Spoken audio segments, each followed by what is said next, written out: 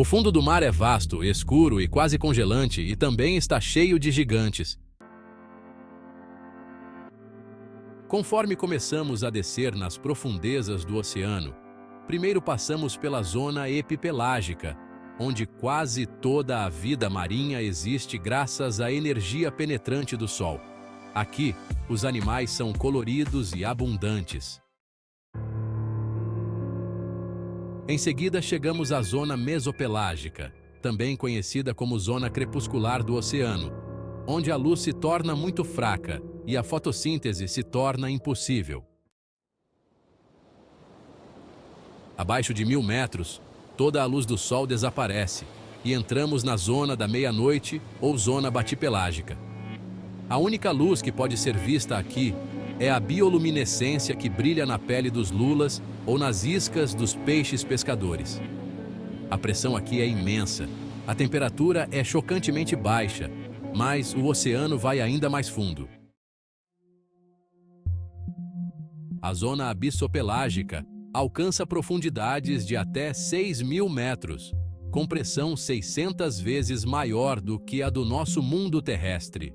O reino abissal é considerado o maior ecossistema de vida na Terra, cobrindo 300 milhões de quilômetros quadrados, cerca de 60% da superfície do globo. Mas a profundidade do oceano não para por aí. A zona radopelágica é a região mais profunda do oceano. Ela é encontrada em profundidades de cerca de 6.000 a 11.000 metros e existe em trincheiras topográficas longas e estreitas em forma de V. A mais profunda já descoberta é a Fossa das Marianas. E apesar de toda a lógica, a vida sobrevive nessas profundezas escuras. As criaturas aqui evoluíram para ser extremamente estranhas, desde as espectrais às aterrorizantes, até as absolutamente gigantescas.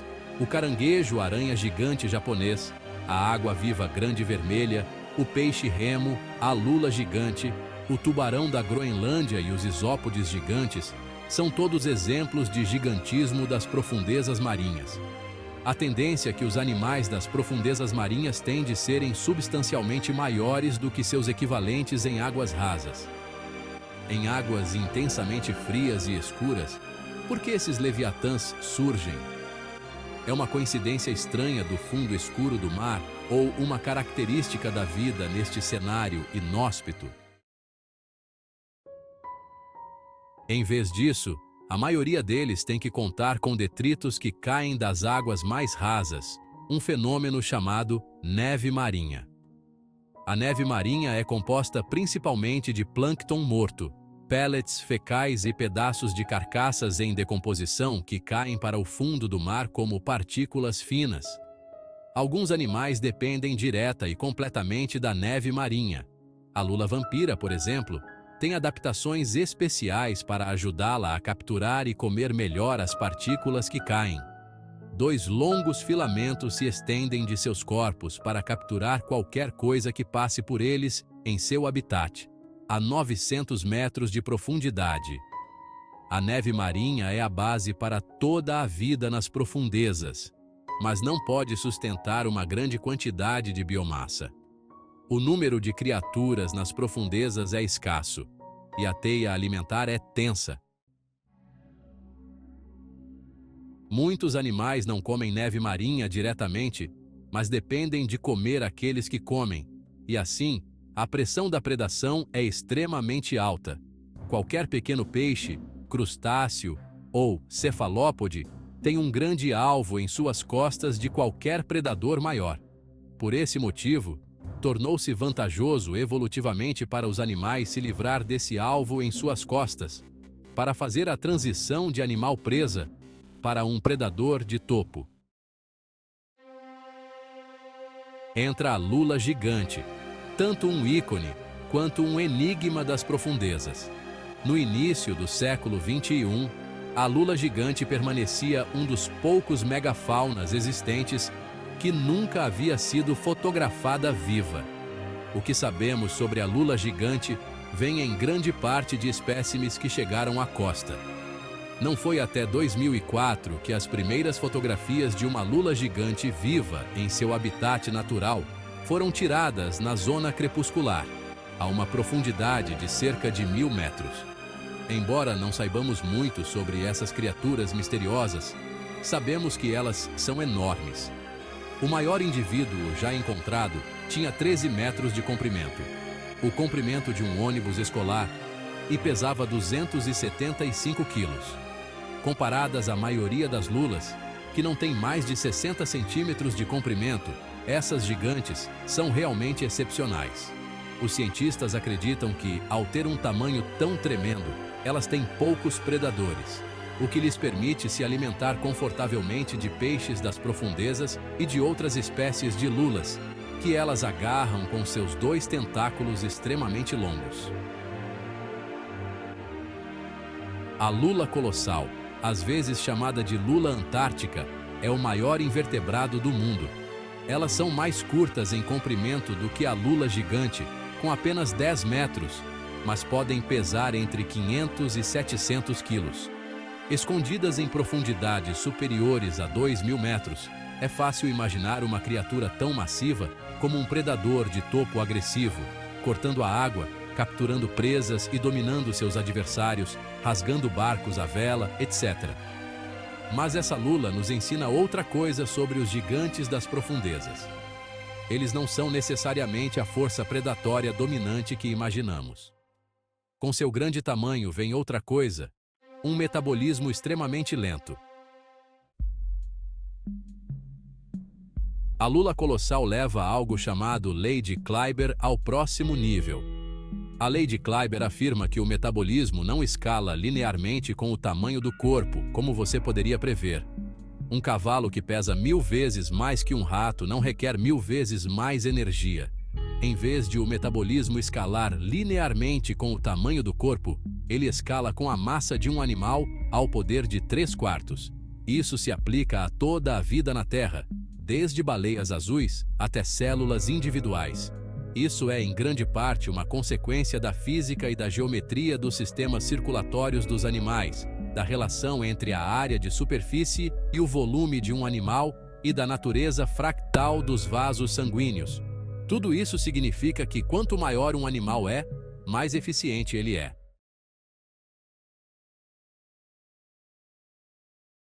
A lula colossal parece ser extremamente eficiente. Um estudo estimou que a taxa metabólica da lula colossal é tão baixa que elas queimam apenas 45 calorias por dia e só precisam de 0,03 quilos de comida por dia. Um único peixe-dente adulto seria alimento suficiente para uma lula colossal de 500 quilos por aproximadamente 200 dias. Suas necessidades energéticas são de 300 a 600 vezes menores do que outros predadores de topo de tamanho semelhante no Oceano Austral. Isso indica que a lula colossal tem um ritmo de vida particularmente lento. Ela não persegue suas presas em batalhas épicas como poderíamos imaginar. Em vez disso, espera que presas inadvertidamente se aproximem e então usa os ganchos em seus braços e tentáculos para capturá-las. Esse estilo de vida oportunista também faz sentido porque, em águas tão profundas, a predação visual seria quase impossível devido à visibilidade extremamente limitada. A lula colossal tem os maiores olhos de qualquer animal no mundo, com até 30 centímetros de diâmetro, mas os cientistas acreditam que esses olhos não são para capturar presas, mas para detectar e evitar predadores. Poucas criaturas poderiam caçar uma lula tão grande, mas algumas poucas selecionadas conseguem, principalmente as baleias cachalote. A escassez de alimentos e a evasão de predadores são algumas das principais pressões para os animais das profundezas crescerem tanto e terem metabolismos tão lentos, mas não são as únicas pressões. A água fria e profunda força o gigantismo a ocorrer. A regra de Bergman afirma que os animais encontrados em ambientes frios serão maiores do que aqueles encontrados em ambientes quentes. Essa regra, no entanto, tem sido historicamente considerada verdadeira apenas para endotérmicos, os animais de sangue quente como pássaros e mamíferos. Essa tendência também se aplica aos ectotérmicos, as lulas, caranguejos e isópodes que habitam as profundezas, é uma área surpreendentemente controversa da ciência. Mas é claro que certas espécies de ectotérmicos são, de fato, maiores em temperaturas mais frias. Isso pode ser visto nas regiões polares da Terra, onde esponjas marinhas, vermes e até organismos unicelulares ficam enormes, e onde as águas são profundas e polares, há um dos gigantes mais estranhos de todos. O tubarão da Groenlândia é o maior peixe do Oceano Ártico e um dos maiores tubarões da Terra. Com 7 metros de comprimento e pesando até 1.400 quilos, ele vive em profundidades superiores a 2.000 metros, onde a temperatura da água varia entre -2 e 7 graus Celsius. É o único tubarão que pode suportar as águas frias do Ártico durante todo o ano. E esse ambiente extremamente frio fez com que o tubarão não fosse apenas enorme, mas também antigo.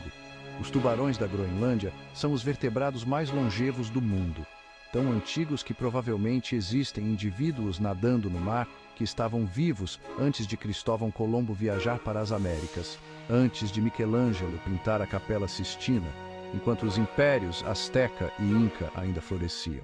Os cientistas estimam que sua expectativa de vida média seja de pelo menos 272 anos, com alguns indivíduos vivendo talvez bem mais de 500 anos. Dentro dos olhos do tubarão, existem proteínas que se formam antes do nascimento e que são então cobertas por muitas camadas da lente do olho.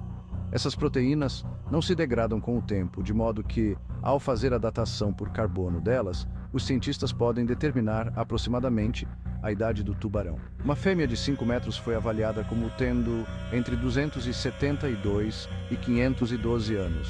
Esses tubarões nem sequer atingem a idade reprodutiva até cerca de 150 anos de idade. Sua impressionante longevidade pode ser atribuída ao seu metabolismo extremamente baixo, muito parecido com o da lula colossal, e assim como a lula colossal, eles são extremamente lentos e alimentadores oportunistas. Eles comem alguns peixes e lulas e se alimentam de qualquer carcaça que possam encontrar. O conteúdo do estômago deles incluiu até mesmo ursos polares, cavalos e renas. Assim como as lulas gigantes, eles também teriam dificuldade em localizar e perseguir presas nas águas escuras, como o breu. Mas mesmo que a água não fosse tão escura, os tubarões ainda não poderiam enxergar, pois um crustáceo específico constantemente se prende aos seus olhos, danificando-os a ponto de causar cegueira total. A ideia de flutuar em águas escuras como o breu e de 2 graus negativos por 500 anos, com crustáceos presos aos seus olhos, me dá calafrios da pior espécie. Os animais que discutimos até agora são certamente estranhos, incríveis e até assustadores, mas só fomos tão fundo quanto as zonas meso e batipelágica, de 200 a 4.000 metros de profundidade. O oceano vai ainda mais fundo e revela um dos casos mais extremos de gigantismo das profundezas já descobertos. Nas trincheiras Hadal, de 6.000 a 11.000 metros de profundidade, a temperatura varia entre 1 e 4 graus Celsius. Não há luz e a pressão pode atingir níveis 1.100 vezes maiores do que na superfície. Aqui a neve marinha que dá vida à maioria das profundezas mal chega. 90% dela nunca ultrapassa a zona crepuscular. A essas profundidades, parece que a vida deveria ser impossível. Mas, ao contrário, quanto mais fundo você vai, mais você encontrará anfípodes colossais rastejando pelo fundo do mar. Os anfípodes de águas rasas geralmente têm entre 5 e 20 milímetros de comprimento, mas esses gigantes das profundezas podem crescer até 34 centímetros de comprimento. Algo que geralmente tem o tamanho de um mosquito, a essas profundidades, tem o tamanho de um porquinho da Índia. A Licella gigantea é conhecido como o supergigante anfípode e é o maior anfípode já descoberto. Seu gigantismo é semelhante ao dos isópodes gigantes, que podem medir até 50 centímetros de comprimento.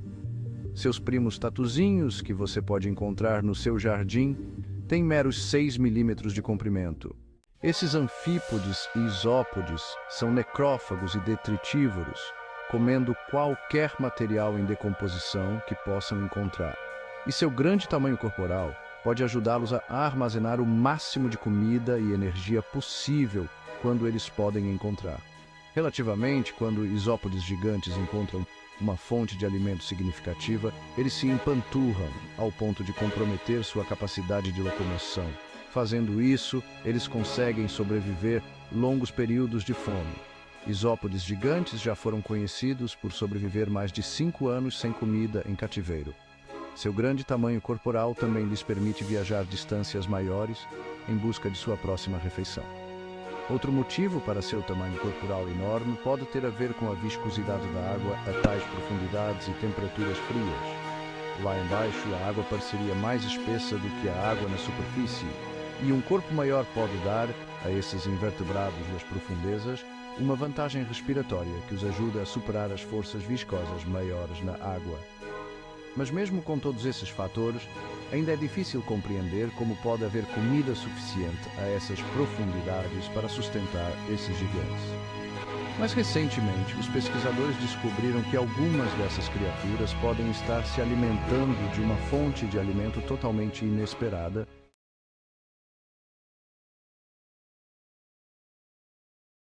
Um anfípode adult, Hirondella gigas, foi encontrado com uma enzima celulase única que parecia ter o propósito de quebrar matéria vegetal. E isso foi surpreendente porque absolutamente nenhuma vida vegetal pode viver nas profundezas Hadal e os anfípodes não precisariam dessa enzima para digerir pedaços de algas na forma de neve marinha. No entanto, quando os cientistas testaram a enzima, ela converteu serragem e polpa de madeira diretamente em glicose. E, além disso, sua atividade enzimática aumentou sob alta pressão hidrostática. Quanto maior a pressão, mais rápido e eficientemente a enzima podia digerir a celulose. Pode não haver plantas vivendo na zona Hadal, mas ocasionalmente grandes pedaços de madeira à deriva afundam até o fundo das partes mais profundas do mar. E ser capaz de converter essa madeira diretamente em energia é de alto valor de sobrevivência para um animal que não tem muitas opções. Embora saibamos pouco sobre o mar profundo, sabemos que é um ecossistema muito delicado. Muitos desses animais já vivem em um fio de navalha de sobrevivência e qualquer mudança em seu ambiente pode significar o fim para esses gigantes. A pesca excessiva, a poluição por plásticos, mudanças na química do oceano, devido às mudanças climáticas, e a mineração em águas profundas são todas ameaças a esse incrível ecossistema. Essas criaturas podem parecer que vivem em um planeta alienígena distante, mas ainda estão muito conectadas e dependentes do nosso. E os cientistas agora acreditam que podemos muito bem estar dependentes do mundo delas também. Estamos apenas começando a entender a conexão intrínseca entre os ecossistemas oceânicos e os vínculos entre eles e os ambientes terrestres em que vivemos. E o mais importante, quem quer viver em um mundo que foi despojado de suas maravilhas, de suas deslumbrantes, hipnotizantes e confusas criaturas do mar profundo? Nós, como espécie, estamos tão focados em tentar encontrar vida alienígena em outros planetas que frequentemente esquecemos das criaturas inimagináveis que estão vivendo bem debaixo dos nossos narizes, ou melhor, debaixo de muitos quilômetros de oceano.